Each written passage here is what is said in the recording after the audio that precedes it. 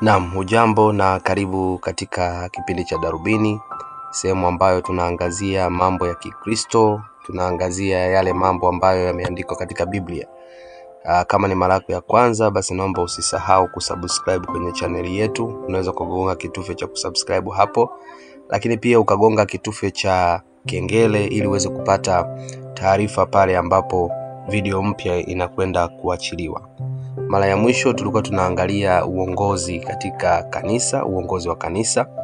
Tukaanza kwa mada yetu hii kwa kuangalia utangulizi katika maaskofu na mashemasi, wanapatikanaje na sifa zao. Lakini pia kwa wakati huu naomba ungane na mimi kuendelea na mada hii, tukiangalia kazi za maaskofu na mashemasi. Tumeambiwa wale wanaoitamani kazi hii wamebarikiwa sana na wanaitamani kazi njema. Sasa kazi zao ni zipi katika kanisa? Basi naomba ungane na mimi kuanzia mwanzo mpaka mwisho na Mungu aweze kukubariki. Karibu sana. Mafundisho ya Agano Jipya yanatufunulia kwamba kila kanisa liwe na kundi la maaskofu ambao kama tulivyojifunza wanaitwa pia wazee wa kanisa au wachungaji au waangalizi au wakati mwingine wanaitwa walishaji, ambao kazi zao ni kama zifuatazo. Kazi ya kwanza ni kufundisha. Askofu lazima ajue kufundisha, tena kufundisha kwa ufasaha. Tukisema kufundisha, tunamaanisha kufundisha neno la Mungu kama vile inavyotakiwa. Hiyo ni kazi ya kwanza ya maaskofu ambaye ni anatakiwa ajue kufundisha. Kazi ya pili ni kutawala. Lakini kutawala huku si kwa mabavu au kujisikia kwamba pasipo yeye hakuna lisilowezekana au anatakiwa kujiona. Hapana. Askofu ni kiongozi katika kanisa ambaye yeye ni picha halisi ya Kristo. Kwa hiyo anatakiwa kutawala, lakini katika kutawala kwake anatakiwa kuwa na hekima na neema katika Bwana. Kwa hiyo anawaongoza watu kwa kutawala kama mfumo mwingine wa uongozi. Kazi ya tatu ni kulinda kundi. Awe na uwezo wa kulilinda kundi kwa neno la Mungu. Manake awe na uwezo wa kufundisha kama tulivyoona hapo awali, lakini kulilinda kundi kwa neno la Mungu. Awe anaweza kuliombea kundi, awe anaweza kuliangalia kundi kwa kutumia maneno ya Mungu. Kazi ya nne ni kulichunga kundi. Yaani manake kulipeleka katika njia salama. Na hii njia salama tunasema ni neno la Mungu. Kulilinda na kulichunga dhidi ya mafundisho ya uongo, dhidi ya mambo mbalimbali ya dunia ambayo yanafanya kundi lisienende sawasawa na mapenzi ya Mungu. Kwa hiyo ni kazi kubwa ya maaskofu. Na kazi ya tano ya hawa viongozi ni kulilisha kimwili na kiroho. Yaani na maana kuwafundisha kufanya kazi ya mwili na kuwafundisha neno la Mungu ambalo ni chakula cha roho zao.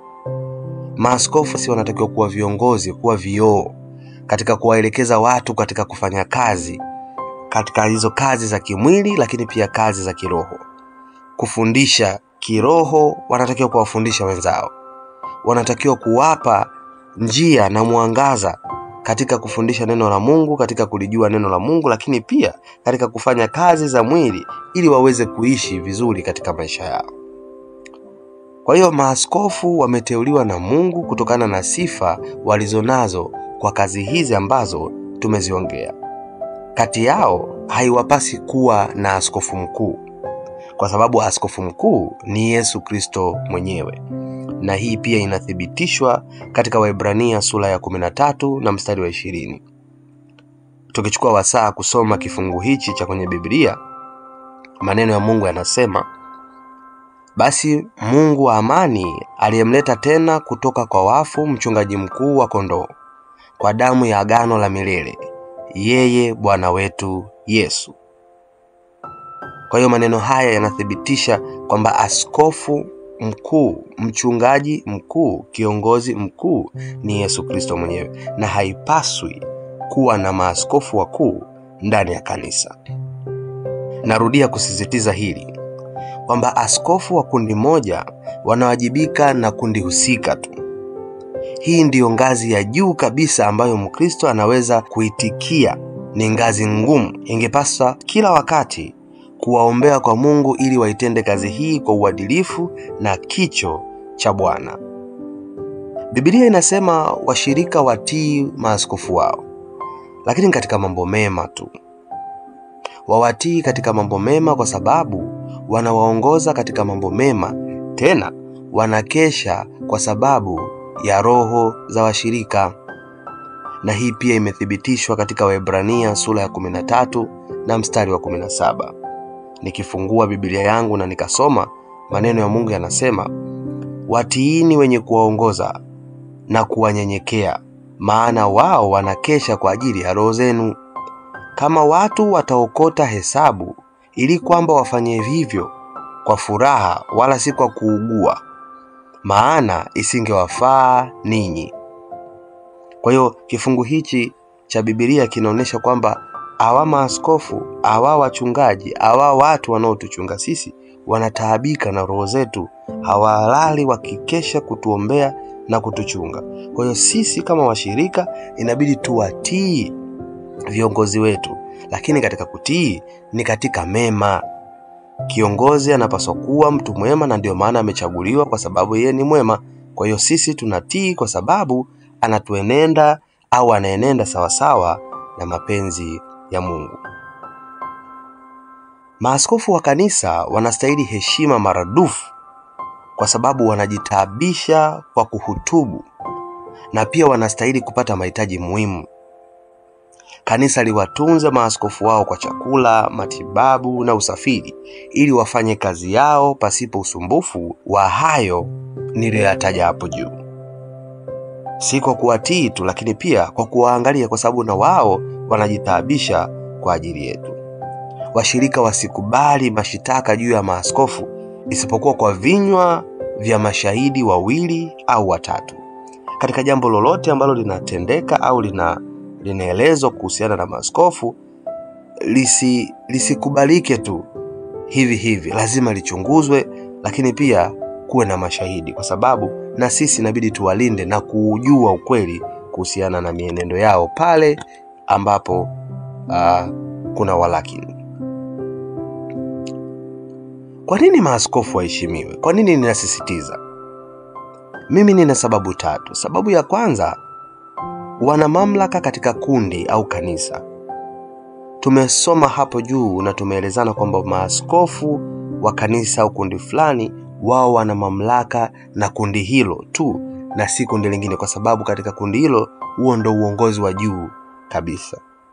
Na hii pia imethibitishwa katika Wathesalonike wa kwanza sura ya 5 mstari wa 12 mpaka 13. Lakini pia hata ukirejea kusoma Waebrania sura ya 13 mstari wa 17 inaonyesha kuwa maaskofu wana mamlaka katika kundi. Kwa hiyo ni lazima uwaheshimu viongozi wako. Sababu ya pili, wanaziangalia roho za washirika. Hii pia imethibitishwa katika Waebrania sura ya 13 mstari wa 17. Ninafikiri unaelewa.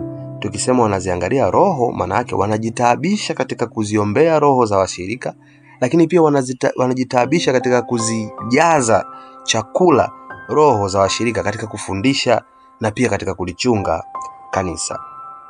Na sababu ya 3 kwa nini maaskofu waheshimiwe, wao watatoa hesabu ya kundi. Kwa haya na mengine, washirika wanapaswa kuwaheshimu maaskofu wao. Ndiyo maana tunasisitiza kwamba hili jambo lifanyike. Wao watatoa hesabu ya kundi. Maaskofu sio miungu ya kufunga sheria au kanuni, bali ni watumishi waliotumwa na Yesu, tena kuliangalia kanisa lake. Yesu anasema wasijifanye mabwana, wala wasiwe na wingi wa hasira, wasijivune, wawe wapenda watu, wawe wakarimu, wawe na maamuzi, tena maamuzi ya busara. Maaskofu wanatakiwa kuwa na vitu vingi sana. Kimojawapo, wanatakiwa wawajue washirika wao, yaani Wakristo, pengine hata kwa majina yao. Huwezi kuwa mkuu wa kundi, mkuu wa kaya, huwezi kuwa msimamizi na kiongozi na huwajui watu waliokuwa ndani yako au ndani ya kanisa. Kwa hiyo maaskofu wanatakiwa kuwajua washirika wao vizuri kabisa. Jambo lingine, maaskofu wanatakiwa kuwa tayari kuwasaidia washirika mahitaji ya mwili, na pia wanatakiwa wawe tayari kuhimiza washirika katika kufanya kazi, kwa sababu hata Biblia inatupa hamasa kwamba tufanye kazi ili tuweze kupata mikate ya kila siku. Lakini pia maaskofu wawe tayari kuwasaidia washirika mahitaji ya kiroho, yaani kuwafundisha kwa usahihi. Basi maaskofu wawe tayari kila mara kujishughulisha na kundi lao, wasibweteke. Mpenzi msikilizaji, hapo juu nilikuwa naongea sana kuhusu maaskofu. Kila sehemu naongelea kuhusu maaskofu. Unaweza ukajiuliza, mashemasi je, kwa nini hajawaongelea? Basi mashemasi wana nafasi kubwa pia katika kundi. Mashemasi wana kazi kubwa na nzuri kabisa. Unajua, kazi ya maaskofu pia inasaidiwa na kundi lingine la wanaume wanaoitwa mashemasi. Hawa ni watumishi wa kanisa wenye sifa zinazostahili kufuatana na neno la Mungu. Kazi zao kubwa mashemasi ni huduma ya mahitaji ya mwili, na hii pia imebainishwa katika Matendo sura ya 6 mstari wa 1 mpaka wa 6. Tukichukua nafasi kusoma hapa, maneno ya Mungu yanasema, hata siku zile wanafunzi walipokuwa wakiongezeka hesabu yao, palikuwa na manunguniko ya Wayahudi wa Kiyunani juu ya Waebrania, kwa sababu wajane wao walisahaulika katika huduma ya kila siku. Wale tenashara wakawaita jamii ya wanafunzi, wakasema, haipendezi sisi kuliacha neno la Mungu na kuhudumia mezani. Basi ndugu, chagueni watu 7 miongoni mwenu walioshuhudiwa kwa wema, wenye kujawa na roho na hekima, ili tuwaweke juu ya jambo hili, na sisi tutadumu katika kuomba na kulihudumia lile neno. Neno hili likapendeza machoni pa mkutano wote. Wakamchagua Stefano, mtu aliyejaa imani na Roho Mtakatifu, na Filipo na Prokoro na Nikanori na Timoni na Pamena na Nikolao mwongofu wa Antiokia, ambao wakawekwa mbele ya mitume, na walipokwisha kuomba wakaweka mikono yao juu yao. Tunaposoma hapa tunaona kuna watu ambao walichaguliwa kwa ajili ya kusaidia kazi fulani katika Biblia. Hapa tunaona paliposema. Kwa hiyo mashemasi wanatoa huduma ya mahitaji ya kimwili kama inavyoainishwa hapa katika Matendo sura ya 6 mstari wa 1 mpaka wa 6. Kwa sababu hii wanatoa nafasi kwa maaskofu kutumia muda wao mwingi kwa ajili ya roho za washirika. Maaskofu na mashemasi ni makundi mawili tofauti. Maaskofu wao wanafundisha na kutawala, bali mashemasi wao ni watumishi na wasaidizi wanaochukua maagizo kutoka kwa maaskofu, na hasa katika vitu vinavyoshikika. Kwa maana hiyo, makundi haya mawili yanapaswa kukaa pamoja ili kuangalia na kujadili mahitaji ya kimwili katika kanisa. Kwa mfano, mahitaji ya wajane, yatima, viti na vifaa vya kuhubiri, usafi wa jengo na kadhalika. Hii haimaanishi kuwa kwa sababu wanakaa pamoja kati ya maaskofu na mashemasi basi wakawa na sauti sawa au mamlaka sawa. Hapana. Ni vyema kukumbuka kuwa maaskofu ni watawala, bali mashemasi ni watumishi. Katika kila kikao, maamuzi ya mwisho yako kwa maaskofu. Hata hivyo, vikao vyote ambavyo maaskofu wanakaa vinavyohusu mambo ya kiroho katika kanisa, kama vile utayarishaji wa masomo ya kujenga, kuimarisha na kulikuza kundi, pamoja na kuadabisha iwapo mshirika amekwenda kinyume na mpango wa Mungu, basi mashemasi hawahusiki. Na kikao hiki cha maaskofu ndicho kinachopitisha maamuzi ya vikao vingine vilivyofanyika kati ya maaskofu na mashemasi, iwapo yalikuwepo mambo yaliyohitaji maamuzi ya mwisho. Kwa hiyo kikao cha maaskofu peke yake ndicho kitakachoamua mustakabali wa yale mambo ambayo yalijadiliwa kipindi cha pamoja cha maaskofu na mashemasi. Nimezungumza kuhusiana na vikao, na hapa nataka unielewe vizuri, hasa katika vikao vya mashemasi. Unajua, kama nilivyosema hapo nyuma, kuwa mashemasi ni watendaji wa maamuzi ya maaskofu katika vitu vinavyoshikika. Hivyo inawapasa kukutana wao wenyewe, kupeana majukumu ya utekelezaji wa yale yaliyoamriwa na maaskofu. Vikao hivi vya mashemasi vinawahusu mashemasi tu, pasipo maaskofu wala washirika.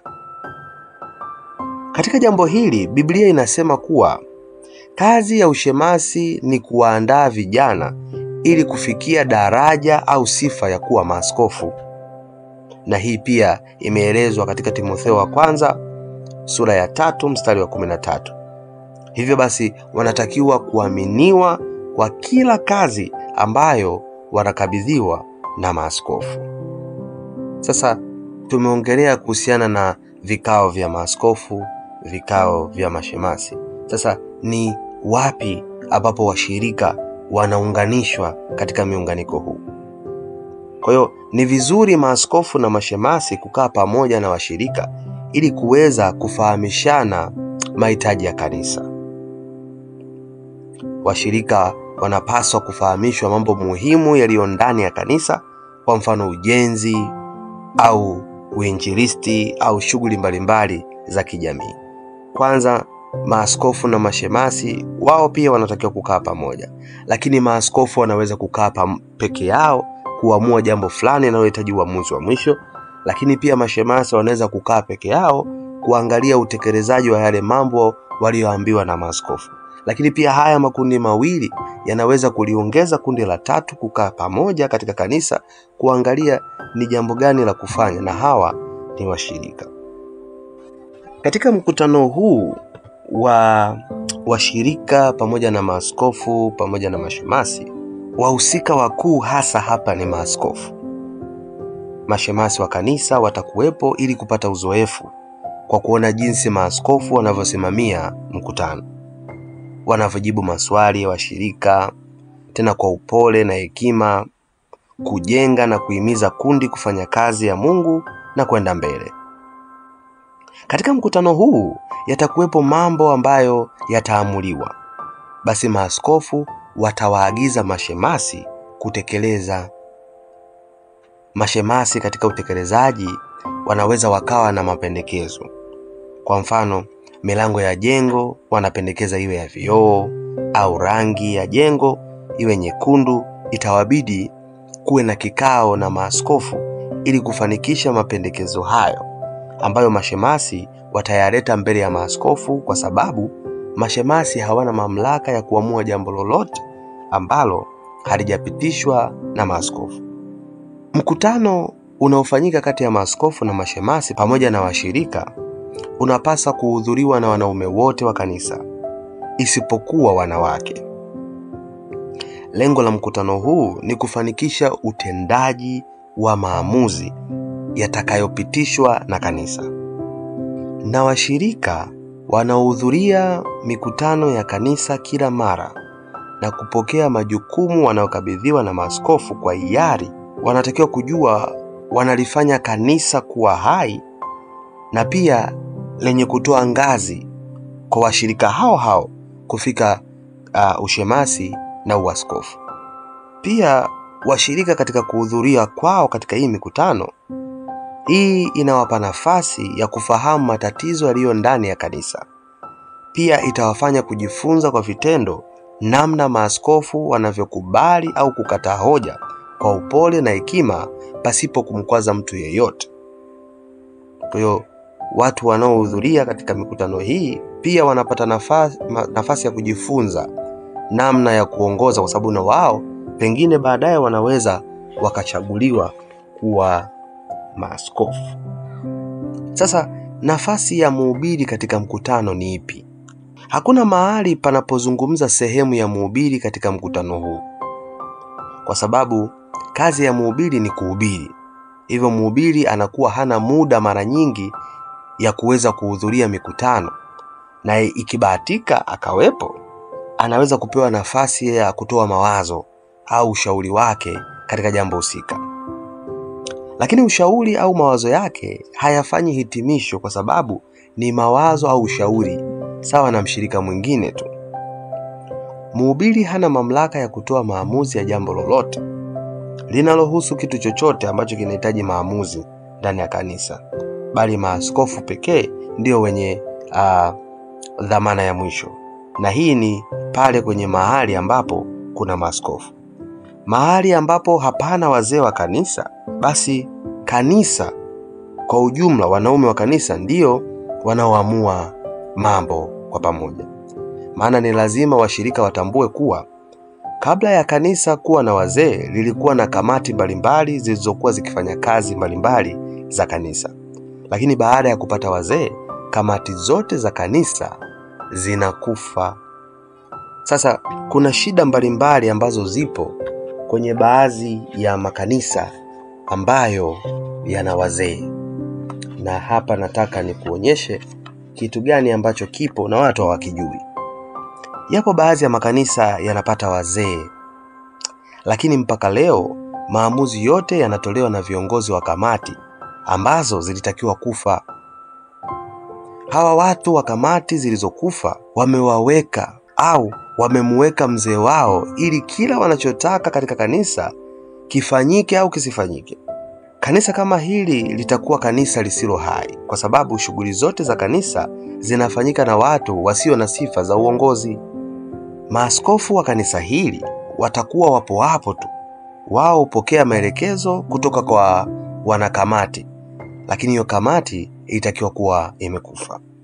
Maaskofu wa mahali hapa hawana uhuru wa kufanya kazi zao, bali wanafanya kazi zao kwa hofu.